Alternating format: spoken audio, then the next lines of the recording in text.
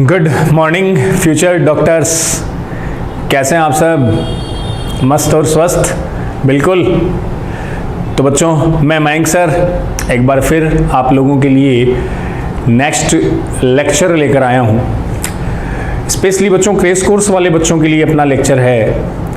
अब मैं जैसे लास्ट लेक्चर में आप लोगों को बता भी रहा था कि अब बेटा जी अपन जो नीट का टाइम ड्यूरेशन अपना है 26 को अभी अपन फाइनल मान रहे हैं, तो इस ड्यूरेशन में जो टाइम आपके पास रह गया है उसमें पूरा चैप्टर या टॉपिक नहीं करवाकर, मैं कह भी रहा था ना कि हर चैप्टर यूनिट के जो इम्पोर्टेंट पॉइंट है, इम्पोर्टेंट टॉपिक है, वो हम डेली के लेक्चर में डिस्कस करेंगे।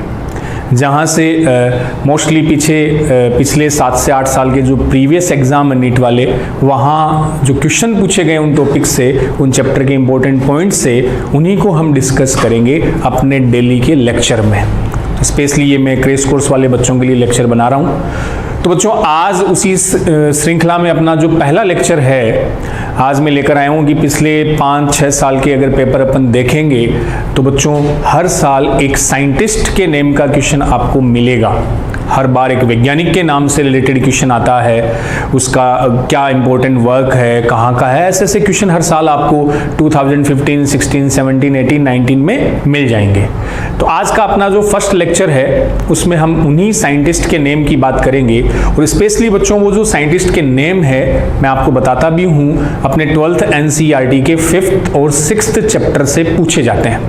5वां चैप्टर जो अपना principle of inheritance and variation वाला, जिसको जेनेटिक्स भी बोलते हैं अपन, 6th चैप्टर अपना मॉलिक्यूलर बेसिस ऑफ इनहेरिटेंस वाला।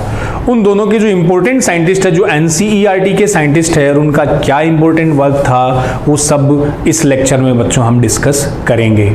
तो मुझे पूरी उम्मीद है कि आज जो लेक्चर अपन ले रहे हैं, छोटा सा जो प्यारा सा अपन ने एक पॉइंट उठाया है, उससे बच्चों इस नीट के एग्जाम में अपने को एक क्वेश्चन मिल जाएगा।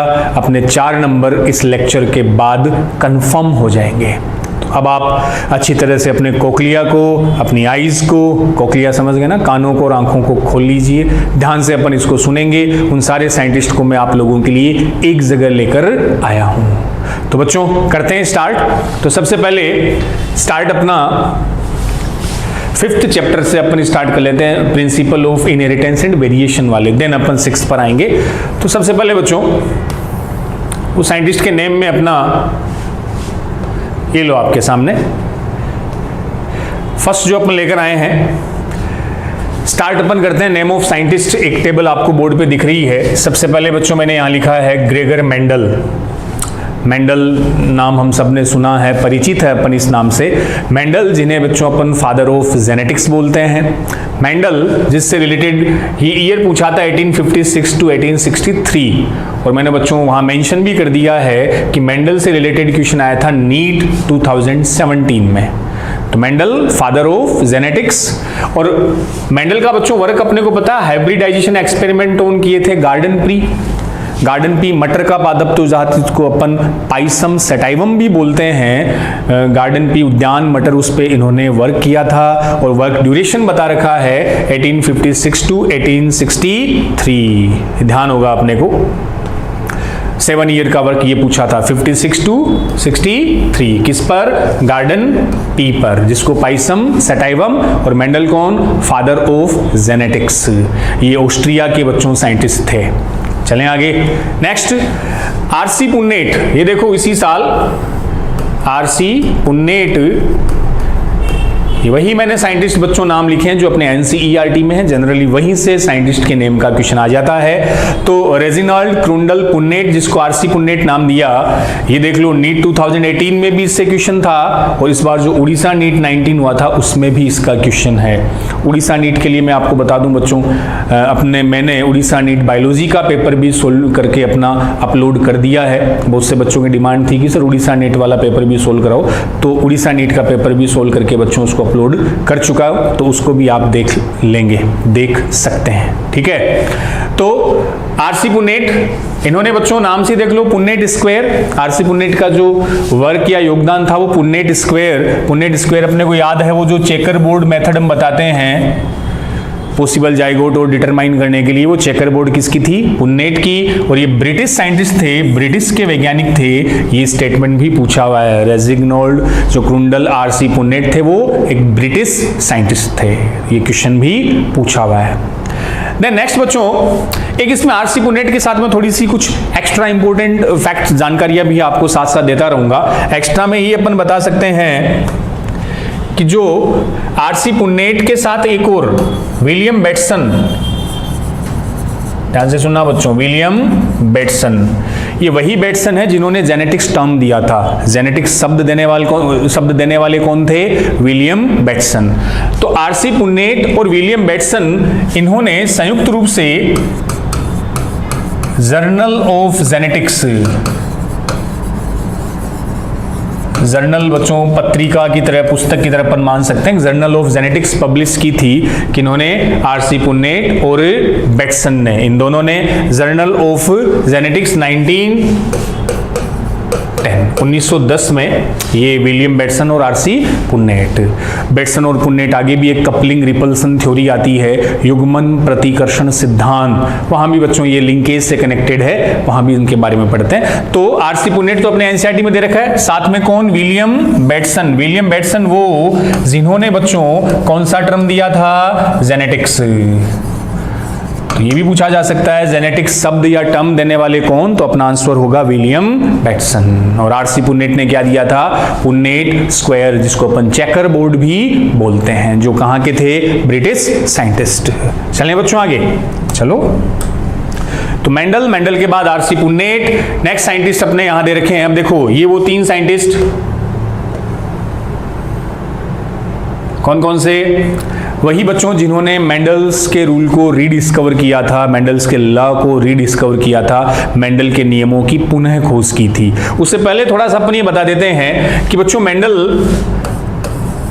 के जो वर्क थे वो 1866 में पब्लिश हुए थे। एनसीईआरटी में 65 मेंशन कर रखा है। वैसे मेंडल के जो कार्य थे, जो मेंडल के बच्चों पाइसम सेटाइवम पे काम किया था, वो पब्लिश हुआ था 1866 में। और मेंडल की बच्चों डेथ 1884 को, डेथ हुई थी 1884 को। तो पब्लिश हुआ था 1866 और डेथ 1884 को। और बच्चों वो जो 3 साइंटिस्ट, ये तीनों इंपॉर्टेंट है, ह्यूगो डी व्रिज, कार्ल कोरेंस और इनिन वॉन शेनमार्क। इन तीनों साइंटिस्ट ने मेंडल की बातों की पुनः खोज कब की थी? 1900 में। तो देखो क्वेश्चन कैसे आ जाता है कि भाई मेंडल की बातों की रीडिस्कवरी, पुनः खोज कितने सालों बाद, पब्लिशिंग के कितने साल बाद? तो मेंडल ने बच्चों पब्लिश कब किया था? 1866। उसके लगभग 34 इयर्स के बाद, 34 सालों के बाद इन 3 साइंटिस्ट ने उनको रीडिस्कवर किया था। और ऐसे पूछ ले कि मेंडल की डेथ के कितने सालों बाद? तो डेथ बेटा जी कब? 1884। डेथ के कितने साल बाद? 16 साल बाद मेंडल की बातों की पुनः खोज की गई। तब तक मेंडल के काम क्या थे? छुपे हुए थे, और उनका रीजन भी अपने वहां दे रखा है। तो मेंडल का वर्क पब्लिश हुआ था 1866, एनसीईआरटी में 65 मेंशन है बच्चों, और डेथ हुई थी 1884 को। और मेंडल के काम को वापस खोज करने वाले वो 3 इंपॉर्टेंट साइंटिस्ट जिनका अपन डिस्कस करें, कौन कौन से? सबसे पहला बच्चों नाम दिख रहा है ह्यूगो डी व्रिज, कई जगह आता है। ह्यूगो डी व्रिज जो हॉलैंड के साइंटिस्ट थे, और इनका बच्चों जो काम था वो किस पर? Evening primrose. कौन सा प्लांट था? इवनिंग प्रिमरोज पर इनका वर्क था, जिसको अपन ओइनोथोरा लेमार्कियाना भी बोलते हैं। वही ह्यूगो डी व्रिज बच्चों जिन्होंने म्यूटेशन टर्म, उत्परिवर्तन थ्योरी, म्यूटेशन थ्योरी भी दी थी, म्यूटेशन टर्म भी देने वाले कौन थे? Hugo de Vries. कहाँ के? हॉलैंड के। और कौन सा प्लांट? इवनिंग प्राइमरोज, जिसका दूसरा नाम ओइनोथोरा लेमार्कियाना। दूसरे बच्चों इंपॉर्टेंट एक और scientist, Carl Correns. Carl Correns ये जर्मन साइंटिस्ट थे, बिलोंग टू जर्मनी। और बच्चों इन्होंने मक्के, मेज प्लांट पर, किस पर? मेज के प्लांट पे इनका एक्सपेरिमेंट था और कार्ल कोरेंस ही वो साइंटिस्ट थे जिन्होंने बच्चों मेंडल की बातों को 2 लॉ में कन्वर्ट किया था। ये डिटेल स्टडी में आता है। एक तो लॉ ऑफ सेग्रीगेशन था, स्वतंत्र पृथक्करण का नियम, एक बच्चों लॉ ऑफ इंडिपेंडेंट असॉर्टमेंट, स्वतंत्र अपव्यूहन का नियम। ये दोनों एक्चुअल में बनाने वाला कौन? कार्ल कोरेंस, जो कहां के थे? जर्मनी के, जिनका एक्सपेरिमेंट बच्चों किस पर था? मेज या मक्के के प्लांट पे। इसके अलावा कार्ल कोरेंस ने, ये बातें भी ध्यान रख लेना बच्चों, इनकम्प्लीट डोमिनेंस, क्या?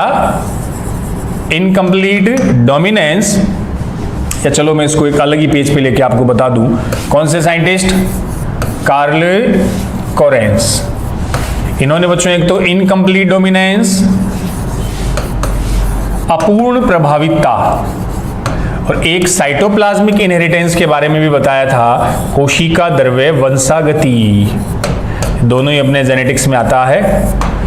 तो कार्ल कोरेंस जर्मन साइंटिस्ट जिन्होंने मेंडल के रूल्स रीडिस्कवर में भी रोल था, वहां तो इन्होंने मक्के के प्लांट पे काम किया था। यहां जो मैं बता रहा हूं आपको, क्या बता रहा हूं बच्चों, कि कार्ल कोरेंस ने अपूर्ण प्रभाविता, इनकम्प्लीट डोमिनेंस, ध्यान आया क्या?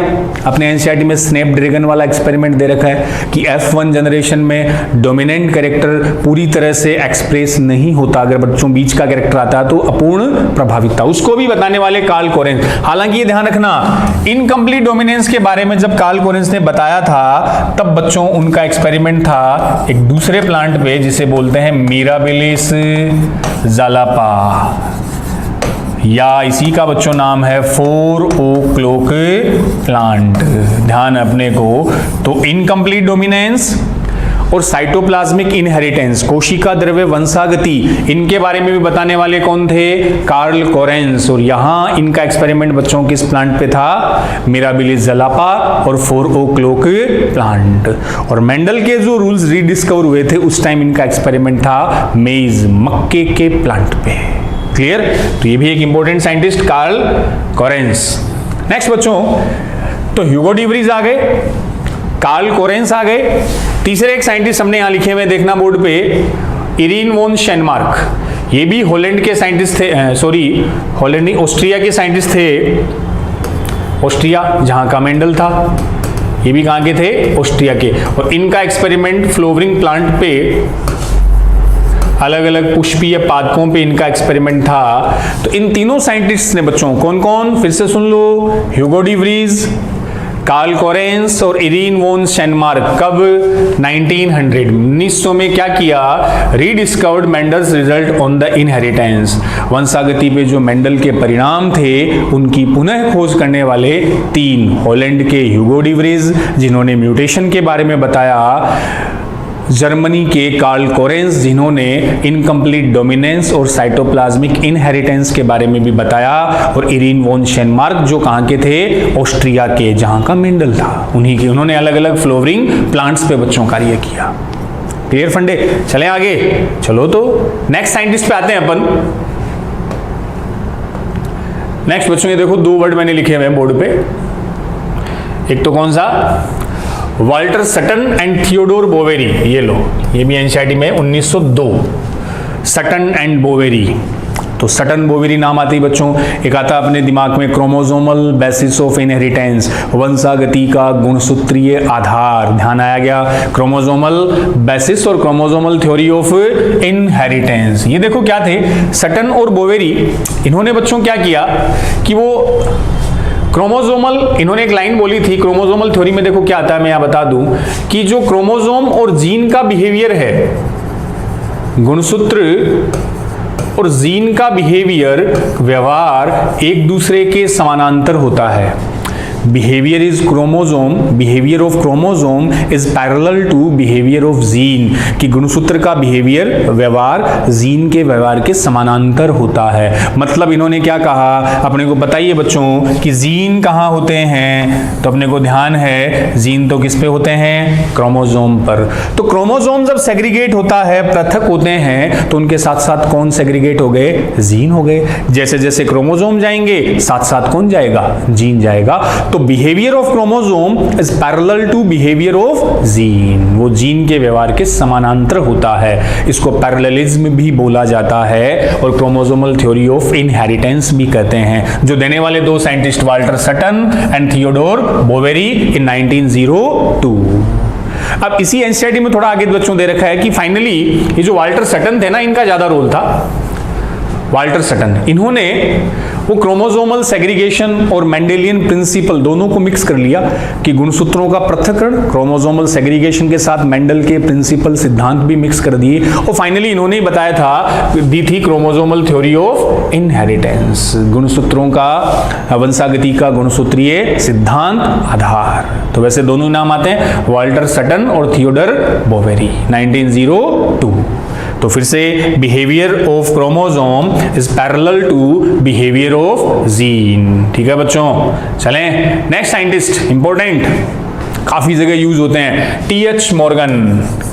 और री AIPMT 2015 में इनका क्वेश्चन आया हुआ है, वो मैं ब्रैकेट में लिख रखा है मैंने कब किसका क्वेश्चन आया हुआ है। AIPMT 2015 जो वापस हुई थी उसमें पूछा था टीएच मॉर्गन का बच्चों क्वेश्चन। टीएच मॉर्गन जिनका एक्सपेरिमेंट नाम से अपने को पता चलता है किस पर, ड्रोसोफिला मेलेनोगैस्टर, ड्रोसोफिला जिसको बच्चों अपन फ्रूट फ्लाई भी बोलते हैं, फल मक्खी।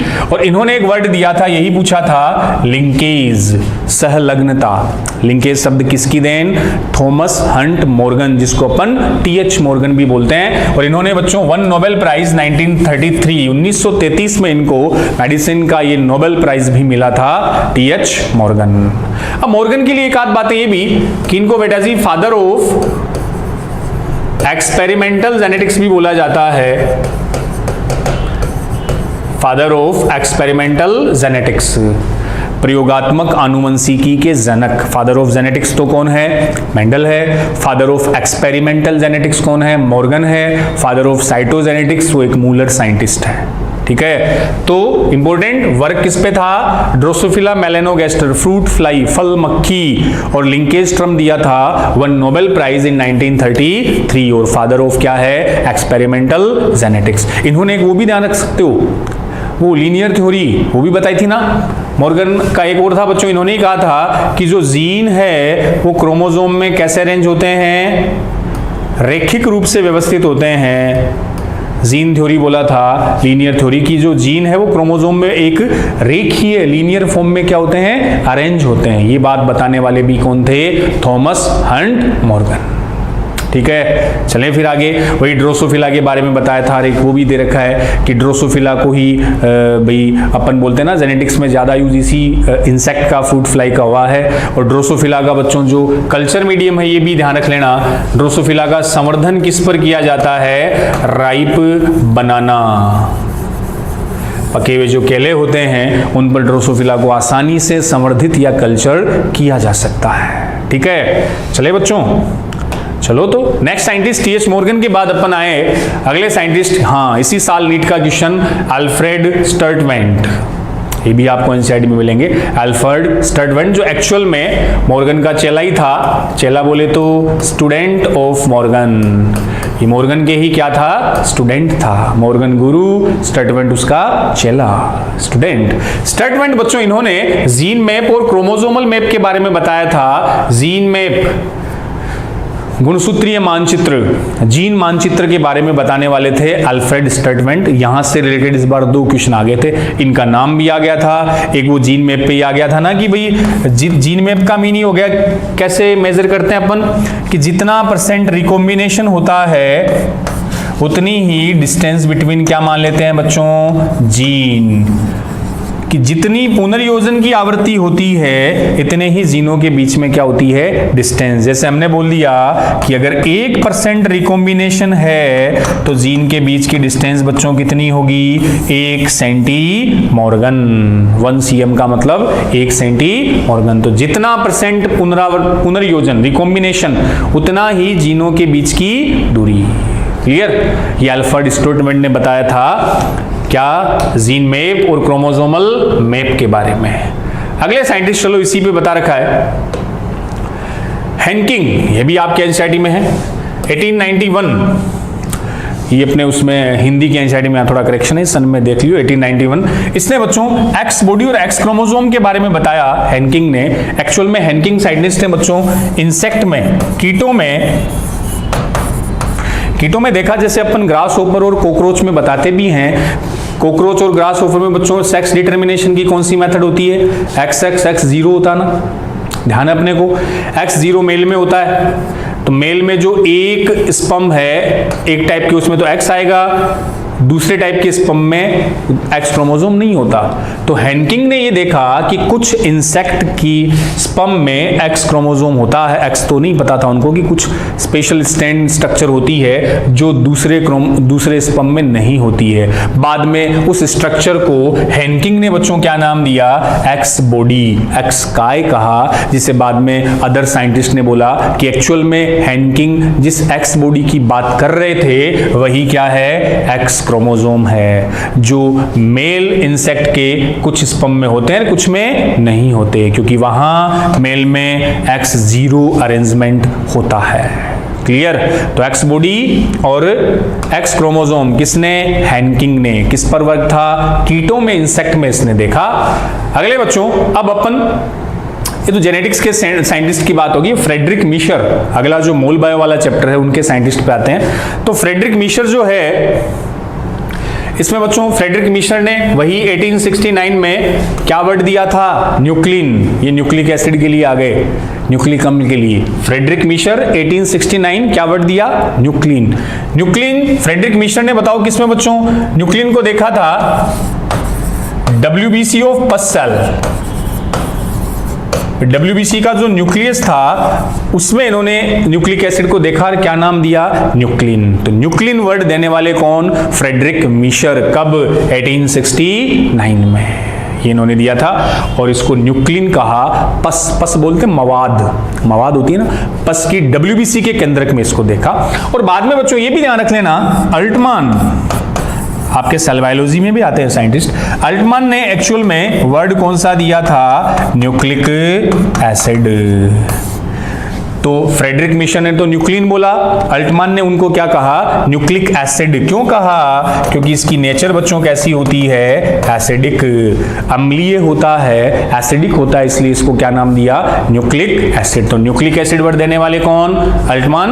और न्यूक्लिन वर्ड किसने कहा? फ्रेडरिक मीशर ने। क्लियर बच्चों? चलें आगे। चलो, ये लो कुछ इंपॉर्टेंट साइंटिस्ट और।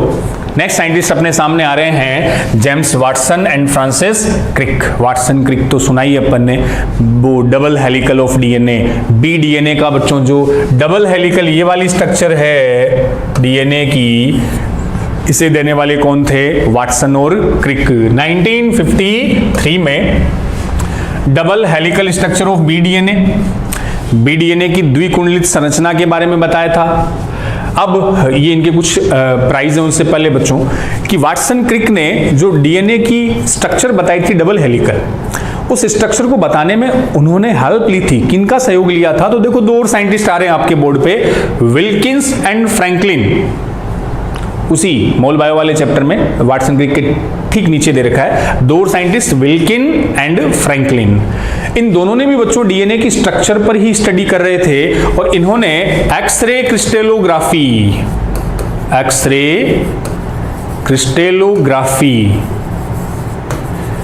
इसकी सहायता से डीएनए की स्टडी की। एक्सरेज क्रिस्टेलोग्राफी टेक्निक है, इसके द्वारा ये डीएनए की स्ट्रक्चर स्टडी कर रहे थे, अध्ययन कर रहे थे विल्किंस और फ्रैंकलिन ने। और इन्हीं की जो एक्सरे क्रिस्टेलोग्राफी का जो रिजल्ट था, जो डेटा आए थे, इनका यूज किया किन्होंने? वाटसन और क्रिक ने। तो फ्रैंकलिन और विल्किंस ने बच्चों डीएनए की स्ट्रक्चर की स्टडी की किसके बेस पर? एक्सरे क्रिस्टेलोग्राफी टेक्निक द्वारा। फिर जो भी रिजल्ट निकला, जो भी डेटा सामने आए, उनको यूज किया वाटसन और क्रिक ने, और उसके अकॉर्डिंग उन्होंने क्या बना दिया? Double helical structure of DNA, B DNA की डबल हेलिकल स्ट्रक्चर। और उसके लिए हेल्प ली थी विल्किंस और फ्रैंकलिन की, एक्सरे क्रिस्टेलोग्राफी या X ray diffraction data for double helical model of DNA. ये हेल्प लेके फिर इन्होंने double helical structure of B DNA दे दिया। ठीक है, तो Franklin, Wilkins, Watson and Crick. अब बच्चों क्रिक की जब बात चली है तो क्रिक के लिए ये भी रख लो, ये क्वेश्चन भी बना हुआ है, फ्रांसिस क्रिक, इन्होंने सेंट्रल डोग्मा भी दिया था, केंद्रीय सिद्धांत, ये नीट में भी आया हुआ है, AIPMT 15 और नीट का ये क्वेश्चन भी। फ्रांसिस क्रिक ने सेंट्रल डोग्मा के बारे में बताया था। सेंट्रल डोग्मा, केंद्रीय सिद्धांत हुई, डीएनए से क्या बना, आरएनए, आरएनए से बच्चों क्या बनना, प्रोटीन, तो डीएनए से आरएनए बनना ट्रांसक्रिप्शन, आरएनए से प्रोटीन बनना ट्रांसलेशन। तो वो जो फ्लो ऑफ जेनेटिक इंफॉर्मेशन होता है, आनुवंशिक सूचनाओं का प्रवाह होता है, उसे हम सेंट्रल डोग्मा बोलते हैं, और उसे देने वाले कौन थे, फ्रांसिस क्रिक। ये भी पूछा गया है। ठीक है, चलो तो अब देखो यहीं पे ये तीनों साइंटिस्ट, इनको नोबेल प्राइज भी मिला था। मैं पहले बता दूं कि वाटसन, क्रिक के साथ विल्किंस, सुनना बच्चों, Watson, James Watson, Francis Crick और विल्किंस, इन तीनों को संयुक्त रूप से क्या दिया गया, नोबेल प्राइज इन 1962। तो वाटसन है, क्रिक है और विल्किंस है, तीनों को संयुक्त रूप से मिला बड़ा प्राइज, सबसे बड़ा कौन सा, नोबेल प्राइज इन 1962। अब दिमाग में आ रहा है कि भाई साइंटिस्ट तो एक और थे, कौन से थे, फ्रैंकलिन थे, इनको बेचारों को अलग क्यों रख दिया, बाकी तीन को क्यों मिला। तो बच्चों ऐसा बताते हैं कि जो फ्रैंकलिन थे, इनकी डेथ हो चुकी थी, कैंसर की वजह से इनकी डेथ हो गई थी, और ऐसा बताते हैं डेथ के बाद नोबेल प्राइज नहीं दिया जाता। तो फ्रैंकलिन का नाम नहीं था, किन किन को मिला, वाटसन, क्रिक और विल्किंस को संयुक्त रूप से नोबेल प्राइज दिया गया इन 1962। और किस वजह से दिया गया, बिकॉज इन्होंने डीएनए की डबल हेलिकल स्ट्रक्चर के बारे में बताया था। ठीक है, अब देखो कुछ और मैंने अवार्ड बोर्ड पे लिख रखे हैं, ये देखना आप, ये भी आपको एनसीईआरटी में मिलेंगे। वाटसन क्रिक को जोहन कॉलिंस वैरन प्राइज मिला 1959 में, इन दोनों को लास्कर अवार्ड मिला 1960 में। एनसीईआरटी में है ये, कईयों के तो दिमाग पे सड़ पड़ रहे हैं, खुजली आ रही, ये कहां से ले आए सर। अरे जब एनसीईआरटी पढ़नी होती है तो मैं कहता हूं ना आपको, एनसीईआरटी का मतलब पूरी एनसीईआरटी स्टार्ट टू लास्ट, उसमें चाहे डायग्राम हो, चाहे समरी हो, चाहे एक्सरसाइज के क्वेश्चन हो, कुछ भी हो बेटा जी, सब सोल्व करना आपको। तो जहां ये यूनिट स्टार्ट होती है, हर यूनिट के पहले एक पेज पर साइंटिस्ट के बारे में डिटेल में दिया हुआ होता है। तो जेनेटिक्स का 5वां चैप्टर स्टार्ट होता है, उससे पहले एक पेज पर इन साइंटिस्ट वाटसन क्रिक के बारे में थोड़ी सी उनकी बायोग्राफी दे रखी है, कुछ उनके बारे में बता रखा है, वहां ये 2-3 इंपॉर्टेंट अवार्ड दे रखे हैं। तो जब मैं बना रहा था ये, तो मैंने कहा कि क्यों ना बच्चों को इसके बारे में बताया जाए, बाई चांस यहां भी क्वेश्चन आ जाए तो अपना गलत नहीं होना चाहिए। तो क्या, वाटसन क्रिक को John Collins Warren Prize in 1959, Lasker Award in 1960, Research Corporation Prize in 1962, ये भी मिले थे, लेकिन सबसे बड़ा जो इनके लिए प्राइज था वो था बच्चों नोबेल प्राइज, जो इन्होंने मिला था 1962 को। और उसमें वाटसन क्रिक के साथ तीसरे कौन आ गए थे, विल्किंस आ गए थे। ठीक है, फंडा क्लियर है तो चलो आगे नेक्स्ट साइंटिस्ट पे बच्चों आते हैं। ये लो, अगले भी एक इंपॉर्टेंट साइंटिस्ट जिनसे भी क्वेश्चन आया हुआ है, इरविन चारगाफ। ये लो, इरविन चारगाफ, ध्यान आया, री-AIPMT में इनसे क्वेश्चन बना हुआ है। चारगाफ, जिन्होंने चारगाफ equilibrium rule for double stranded DNA दिया था, चारगाफ का तुल्यांकी नियम, ध्यान आया ना। इरविन चारगाफ ने क्या बताया था बच्चों, कि किसी डबल स्टैंडर्ड डीएनए में, डबल स्टैंडर्ड पे लागू होता है ये ध्यान रख लेना, आरएनए और सिंगल स्टैंडर्ड डीएनए पर लागू या अप्लाई नहीं होता। और इन्होंने बताया था कि डबल स्टैंडर्ड डीएनए में प्यूरिन की मात्रा, amount of purine is equal to amount of pyrimidine, बस। तो चारगाफ तुल्यांकी नियम क्या था, amount of purine is equal to amount of pyrimidine. Purine आपके पास 2 है, एडेनिन और ग्वानिन, पायरिमिडीन 2 है, थाइमिन और साइटोसिन, क्योंकि डीएनए की बात हो रही है, और इनका अमाउंट इन्होंने बता दी बराबर। तो ऐसे भी परसेंट ऑफ एडेनिन जो है वो equal to percentage of thymine, और percentage of guanine is equal to percentage of cytosine. तो इससे अपन वो डीएनए से रिलेटेड क्वेश्चन आते हैं ना, उनमें परसेंट भी बता सकते हैं। तो एडेनिन थाइमिन से जुड़ता है, ग्वानिन किससे जुड़ता है बच्चों? साइटोसिन से। तो चारगाफ का जो इक्विलिब्रियम रूल है वो केवल डबल स्टैंडर्ड डीएनए पर एप्लीकेबल होता है, आरएनए और सिंगल स्टैंडर्ड डीएनए पर उसको एप्लीकेबल या लागू नहीं किया जाता। और इन्होंने क्या कहा कि amount of purine equal to amount of pyrimidine, purine की मात्रा पिरिमिडीन की मात्रा के बराबर होती है। इससे भी क्वेश्चन पूछा हुआ है।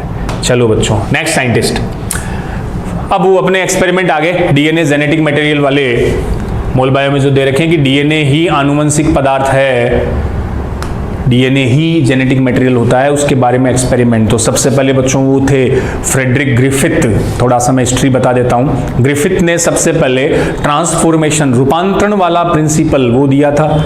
उन्होंने एक बैक्टीरिया लिया था, कौन सा? स्ट्रेप्टोकोकस न्यूमोनी, जिसको माइस चूसे में, ध्यान है ना, चूहे में इंजेक्ट किया था, जिसके दो बच्चों स्ट्रेन थे स्ट्रेप्टोकोकस के, आर और एस। आर रफ था, एस स्मूथ था। अपने को पता है आर से न्यूमोनिया नहीं होता, एस स्ट्रेन से कौन सी डिजीज होती है? न्यूमोनिया, और चूहे की डेथ हो जाती है। तो ये एक्सपेरिमेंट किसके थे? फ्रेडरिक ग्रिफिथ के, जिन्हें बोला था ट्रांसफॉर्मेशन एक्सपेरिमेंट। ध्यान आया?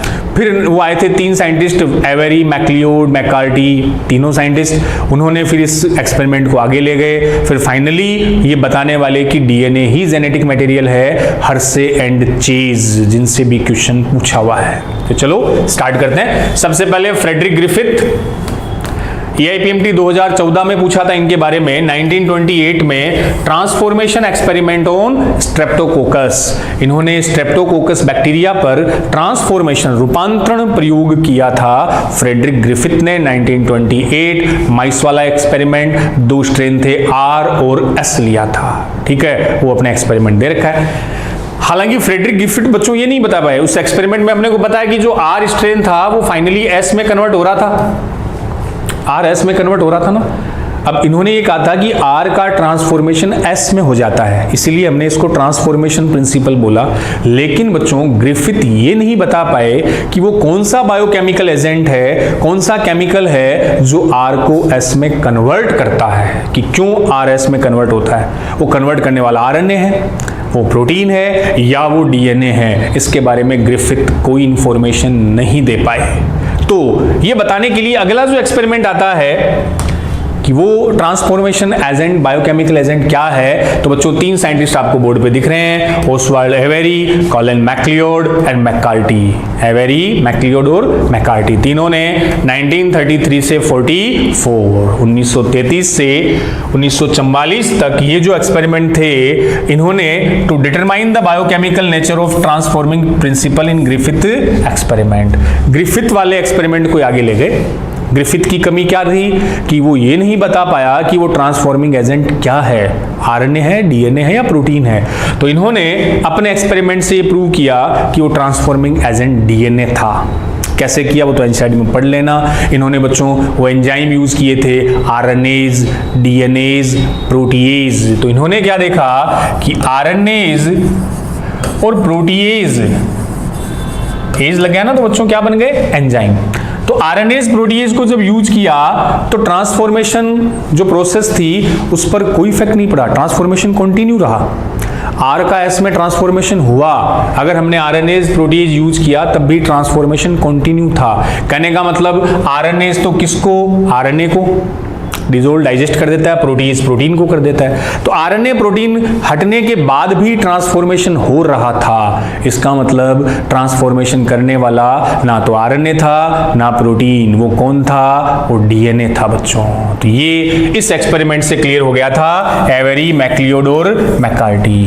तो इन्होंने ये बात बता दी थी कि ग्रिफिथ के एक्सपेरिमेंट में जो बायोकेमिकल एजेंट था, ट्रांसफॉर्मेशन वाला एजेंट था, वो एक्चुअल में क्या था? डीएनए। लेकिन अभी भी बाकी साइंटिस्ट इनसे ज़्यादा ऐसे मतलब ये एक्सपेरिमेंट से वो कंफर्म नहीं हो पाए कि क्या वो डीएनए था। ज़्यादा लोगों ने इसको सपोर्ट नहीं किया। तो जो फाइनल प्रूफ है, फाइनल एविडेंस कि डीएनए ही जेनेटिक मटेरियल है, ऐसा अगर क्वेश्चन आए तो अपने ये important scientist Alfred Hershey and Martha Chase, NEET 2017 का क्वेश्चन भी है। हर्शे चेज ने 1952 में बच्चों वर्क ऑन बैक्टीरियोफेज, जीवाणु भोजी ई कोलाई पर एक्सपेरिमेंट किया। इन्होंने रेडियो एक्टिव फास्फोरस और सल्फर यूज किए, वो एक्सपेरिमेंट आपको ध्यान होगा, फास्फोरस 32 सल्फर 35 ये यूज किए थे। बैक्टीरियोफेज का ऐसे डायग्राम से बता रखा है, जीवाणु भोजी जो बच्चों है बैक्टीरियोफेज का ई कोलाई में इन्फेक्शन करवाया, तो बैक्टीरियोफेज का जो जेनेटिक मटेरियल है वो किस में चला जाता है, बैक्टीरिया ई कोलाई में, और वो जेनेटिक मटेरियल डीएनए होता है। तो इन्होंने work on bacteriophage and E coli use radio active phosphorus and sulphur, sulphur और फॉस्फोरस रेडियो सक्रिय यूज किए थे, फॉस्फोरस 32 सल्फर 35, एंड इन्होंने प्रूव किया कि DNA as the genetic material was unequivocally resolve. Unequivocally का मीन होता है विदाउट डाउट, बिना किसी डाउट के, बिना किसी संदेह के हर्शे और चेज ने बता दिया कि डीएनए ही क्या है, जेनेटिक मटेरियल है, आनुवंशिक पदार्थ है। तो ये फाइनल ठप्पा यहां लग गया कि डीएनए ही जेनेटिक मटेरियल, और ठप्पा लगाने वाले कौन थे बच्चों, Hershey and chase in 1952। Bacteriophage T2 bacteriophage होता है वो, E coli, radio active phosphorus, radio active sulphur को यूज करके इन्होंने इस बात को फुल्ली प्रूव कर दिया। क्लियर? चलें फिर आगे, चलो नेक्स्ट साइंटिस्ट पे आते हैं। अगले साइंटिस्ट आपके सामने बच्चों बोर्ड पे, हाँ उसी चैप्टर के चल रहे हैं अपन, Matthew Meselson and Franklin Stahl. Meselson and Stahl बोलते हैं इनको शॉर्ट में।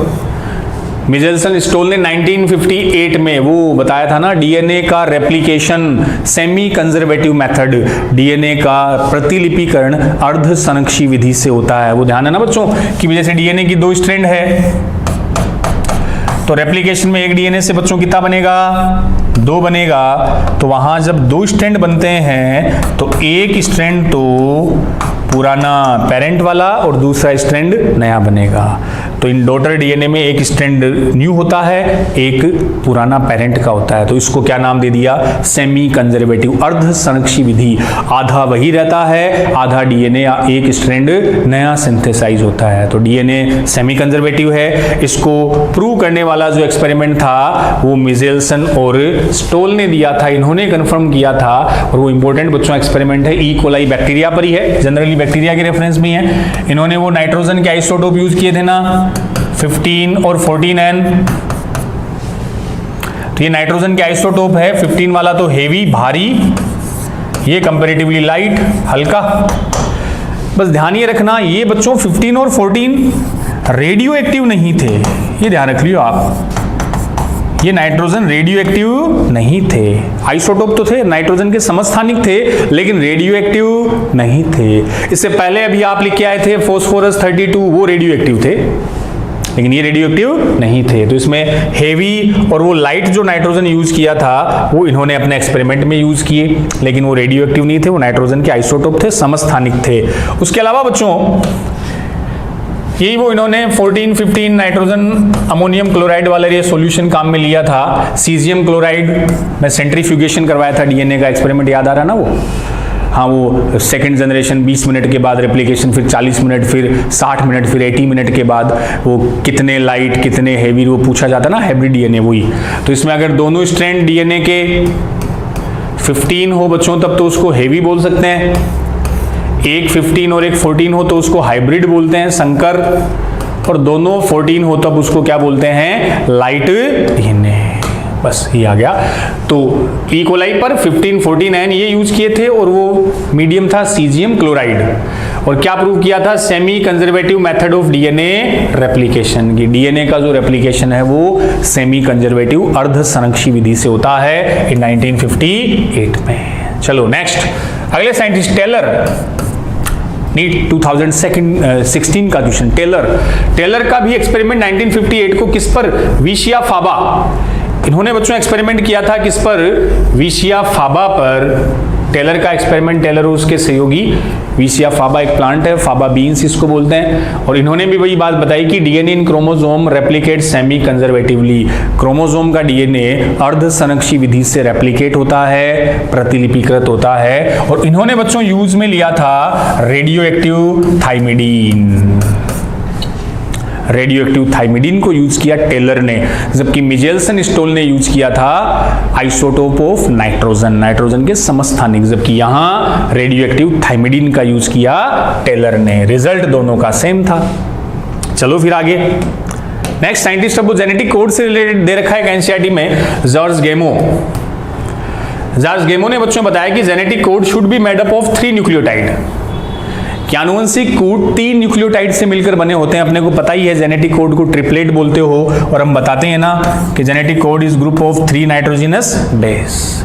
इनमें फिर वो मार्शल नीरेनबर्ग और एक मथाई साइंटिस्ट भी है, एनसीईआरटी में नहीं दे रखे लेकिन साथ ही मैथाई, इन्होंने भी यही बोला था कि जेनेटिक कोड ट्रिपलेट है, वो 3 नाइट्रोजनस बेस का ग्रुप समूह होता है। और नीरेनबर्ग ने बच्चों protein synthesis in cell free system, कोशिका मुक्त तंत्र में कोशिका के बाहर प्रोटीन को सिंथेसाइज किया। एक एंजाइम यहाँ इंपॉर्टेंट यूज होता है, वो सेवेरो-ओकोवा एंजाइम। ये साइंटिस्ट भी है सेवेरो-ओकोवा, इसके नाम पर है सेवेरो-ओकोवा एंजाइम, जो पॉलीन्यूक्लियोटाइड फॉस्फोराइलेज होता है। पॉलीन्यूक्लियोटाइड का मतलब बच्चों ये न्यूक्लियोटाइड अवेलेबल करवाता है, फॉस्फोराइलेज फॉस्फेट एनर्जी में काम आते हैं। Was also helpful in polymerizing RNA with defined sequence in a template independent manner। तो बिना टेम्पलेट के भी RNA सिंथेसाइज, टेम्पलेट होता ना DNA का टेम्पलेट स्ट्रैंड जिससे फिर RNA बनता है, उसके बिना इन्होंने सिंथेसाइज किया था। देन एक अपने ये HG खुराना, हरगोविंद खुराना, इंडियन थे लेकिन बाद में यूएस से रेजिडेंस अमेरिका की नागरिकता एडॉप्ट कर ली थी बच्चों। इन्होंने synthesis of artificial tRNA gene, सबसे पहले कृत्रिम जीन बनाई थी हरगोविंद खुराना। टीआरएनए की आर्टिफिशियल जीन थी, ईस्ट से बनाई थी। होमोपोलीमर और कोपोलीमर बनाए थे। होमोपोलीमर कोपोलीमर बच्चों ऐसे होते हैं, होमोपोलीमर और कोपोलीमर अपन ऐसे बता सकते हैं, जैसे इन्होंने तो लिया था जीयूजी, यूजीयू, जीयूजी याद रख सकते हो तो आप, ऐसे सेम नाइट्रोजनस बेस की सीक्वेंस से ली थी। अब जीयूजी जो है वो रिप्रेजेंट करता है वैलिन को, कौन से एमिनो एसिड को? वैलिन। यूजीयू बच्चों रिप्रेजेंट करता है सिस्टीन एमिनो एसिड को, फिर जीयूजी वैलिन, फिर यूजीयू सिस्टीन, ऐसे सेम वैलिन सिस्टीन, वैलिन और सिस्टीन। तो जीयूजी वैलिन है, यूजीयू सिस्टीन। अरे सिस्टीन तो वही एमिनो एसिड है ना जिसमें सल्फर होता है, सल्फर वाले 2 एमिनो एसिड सिस्टीन और मिथियोनिन।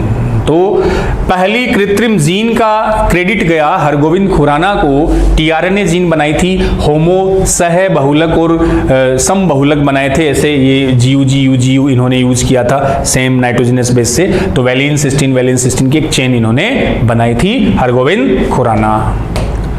अब बच्चों यही देखो,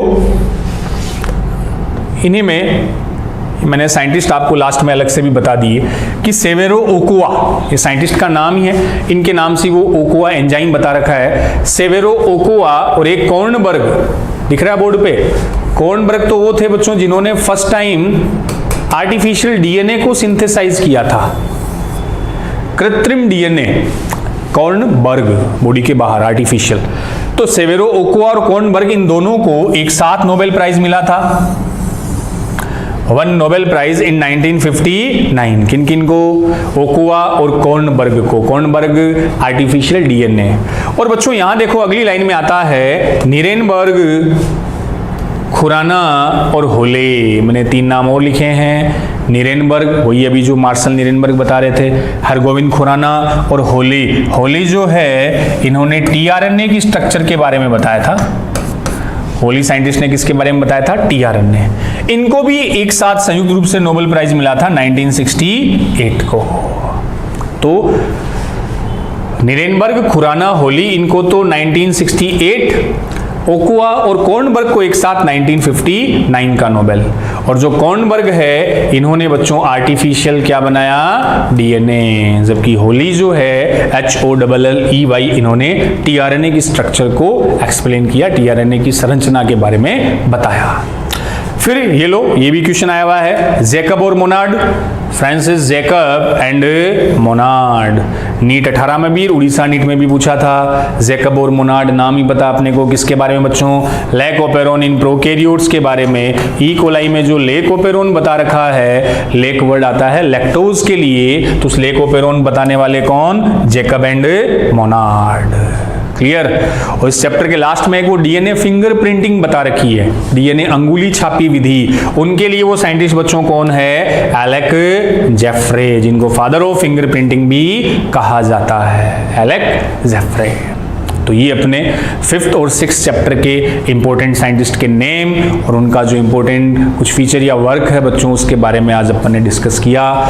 मुझे पूरी उम्मीद है कि आपने इसको अच्छे से देखा सुना होगा। और बच्चों एक दो बार इसकी रीडिंग आप लगा लो, रीडिंग लगाओगे तो नो डाउट पिछले 5-6 साल के पेपर मैंने इसीलिए ब्रैकेट में लिखा भी है, देखो कौन कब किस ईयर में आया। तो 15, 16, 17, 18, 19 लगातार हर साल साइंटिस्ट का एक क्वेश्चन आपसे पूछा जा रहा है। और अच्छी बात यह है कि वो साइंटिस्ट एनसीईआरटी बेस्ड ही आ रहा है। तो एक बार मैं फटाफट थोड़ा सा आपको इसको रिवाइज भी करवा दूं, ध्यान रहे आपके, फटाफट शुरू से देख लो, ज्यादा नहीं है, 2-3 बार आप रिवाइज करोगे तो सब एक साथ याद हो जाएंगे।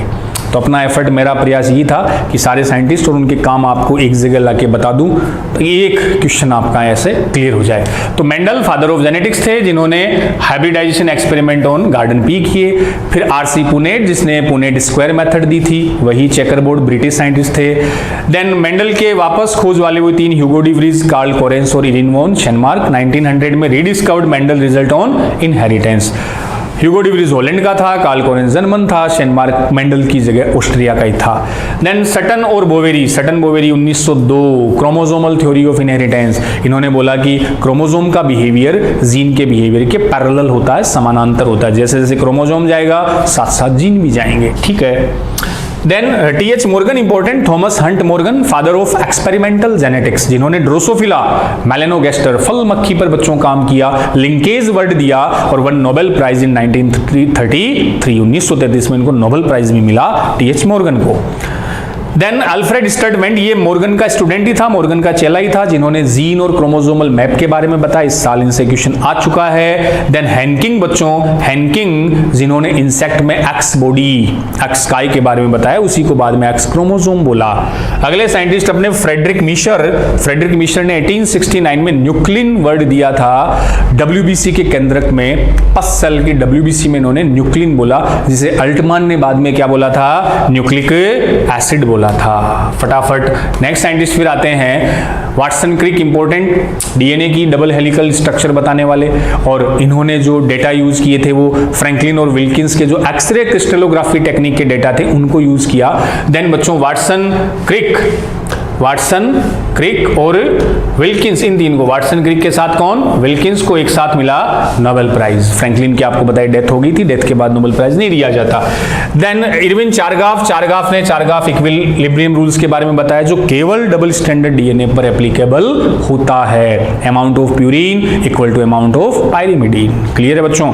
देन नेक्स्ट अपन ने वो अपने डीएनए जेनेटिक मटेरियल वाले एक्सपेरिमेंट आ गए कि जेनेटिक मटेरियल क्या होता है, जिसमें पहला ग्रिफिथ का था transformation experiment, bacteria Streptococcus pneumoniae, mice पर एक्सपेरिमेंट था।